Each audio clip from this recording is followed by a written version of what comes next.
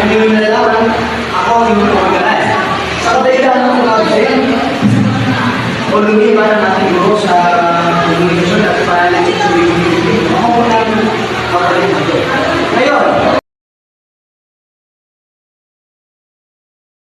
ang ating nalalakay patungkol sa history ng Bansang Pilipinas. Ano yung mga halimbawa ng history ng Bansang Pilipinas o yung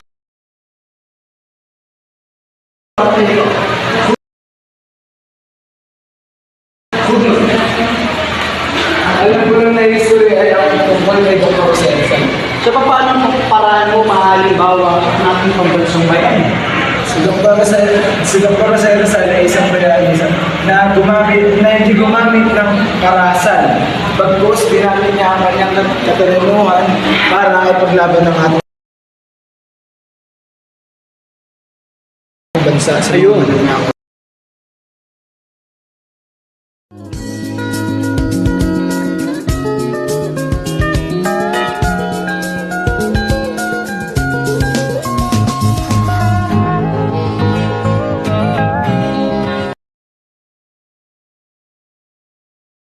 Kung inyo makikita sa ating halimbawa, sa ating payagan, itong napakalaking dalawang ito na pinapakita ang bagyo.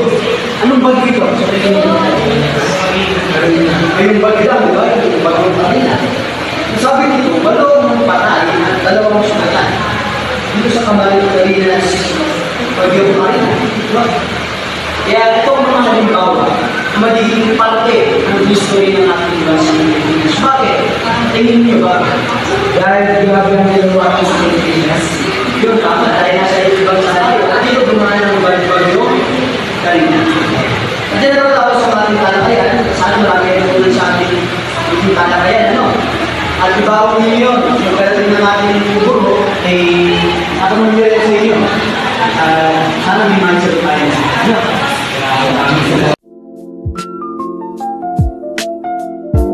Rolling.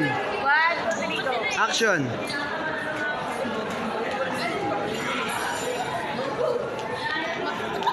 Rolling. 3, 2, 1, and action.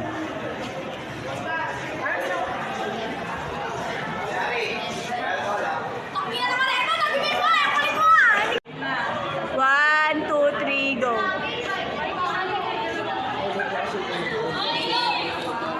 Pero mas masarap ito, pare. Eh, dito na lang bilhin natin. Ito isang daan din.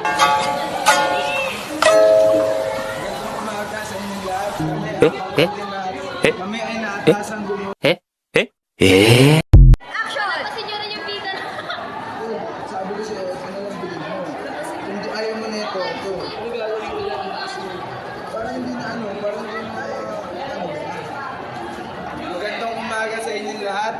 Kami ang pangkat 5 at kami ay natasang gumawa ng video presentasyon. Yun lang. Hindi pinabangga. Kung inyong makikita sa ating mga Paano yun? Wait lang pa.